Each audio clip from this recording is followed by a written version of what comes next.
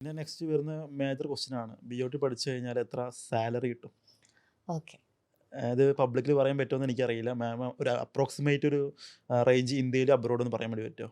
ആഹ്, ഇപ്പം നാട്ടിൽ കിട്ടുന്നതിൽ ഒരു 40-45K പ്ലസ് സ്റ്റാർട്ട് ചെയ്യുന്നുണ്ട്. അതിപ്പം MOT ആവണമെന്നില്ല. നമ്മൾ ബേസിക് BOT പഠിച്ചിറങ്ങി BOTക്ക് നമുക്ക് കിട്ടും. ഒരു പീഡിയാട്രിക്സ് ക്ലിനിക്കിലോ നിങ്ങൾ ന്യൂറോ എവിടെ ആണെങ്കിലും നമുക്ക് ഒരു 45 തൊട്ട് നമുക്ക് സാലറി പ്രൊവൈഡ് ചെയ്യുന്നുണ്ട്.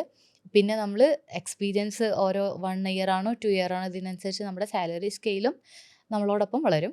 അതുപോലെ തന്നെ ഇപ്പോൾ നിങ്ങൾ എന്തെങ്കിലും ഇതിൽ സ്പെഷ്യലൈസ് ചെയ്തിട്ടുണ്ട്, MOT ഉണ്ടെങ്കിൽ സാലറി ഇനിയും അധികമാവും. എനിക്കൊരു പെർട്ടിക്കുലർ റേഞ്ച് പറയാൻ സാധിക്കില്ല.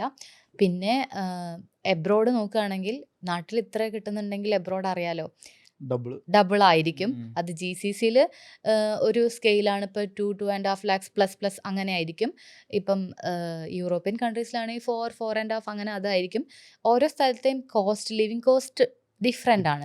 അപ്പം ആ ലെവലിലാണ് അതിൻ്റെ ഇതും വരുന്നത്. പിന്നെ നേരത്തെ പറഞ്ഞ പോലെ ഓരോ രാജ്യങ്ങളിലെ ട്രീറ്റ്മെൻറ്റ് സിസ്റ്റം ഡിഫറെൻ്റ് ആണ്.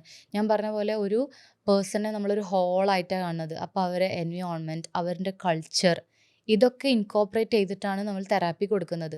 അപ്പം ഇപ്പം നമ്മൾ ഫോളോ ചെയ്യുന്ന കൾച്ചറല്ല നമ്മളൊരു GCC കൺട്രീസിൽ പോയിട്ടുള്ള almost similar to Indian കൾച്ചറാണ്.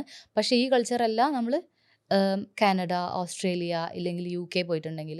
So ആ കൾച്ചറും അവരുടെ എൻവയോൺമെൻറ്റും ആ ക്ലയൻറ്റിൻ്റെ ഫാക്ടേഴ്സൊക്കെ ഇത് ചെയ്തിട്ടുള്ള ഒരു പേഴ്സൺ എൻവയോൺമെൻറ്റ് മോഡൽ എന്നൊക്കെ പറയാൻ കഴിയും. അങ്ങനെയാണ് തെറാപ്പി കൊടുക്കുന്നത്. അപ്പം നമ്മൾ സാലറി എന്ന് അതിലുപരി ലൈക്ക് ആ കൺട്രീൻ്റെ കൾച്ചർ ഒക്കെ നമുക്ക് എത്രത്തോളം സ്വീകരിക്കാൻ നമുക്ക് എടുക്കാൻ കഴിയും, അതിനെക്കുറിച്ച് നമുക്ക് എത്രത്തോളം നോളേജ് ഉണ്ട്, നമുക്കത് ഡീൽ ചെയ്യാൻ കഴിയുമോ, നമുക്കതിൽ ഇൻട്രസ്റ്റ് ഉണ്ട് എന്നൊക്കെ നോക്കിയിട്ട് വേണം പുറത്ത് പോകാൻ. സാലറി ഡിപ്പെൻഡ് ചെയ്യുന്നത് സ്കില്ല്, എക്സ്പീരിയൻസ്, ഒക്കെയാണ്. ലൊക്കേഷൻ ബേസ് ചെയ്തിട്ടാണ്. ഓക്കെ. അപ്പോൾ നമ്മൾ കോഴ്സിനെ പറ്റിയിട്ടുള്ള A to Z കാര്യങ്ങളെല്ലാം നമ്മൾ ഡിസ്കസ് ചെയ്തു. ഫസ്റ്റ് ഓഫ് ഓൾ നമുക്ക് എല്ലാവിധ കാര്യങ്ങളും പറഞ്ഞു തന്ന മാമിന് വളരെയധികം നന്ദി.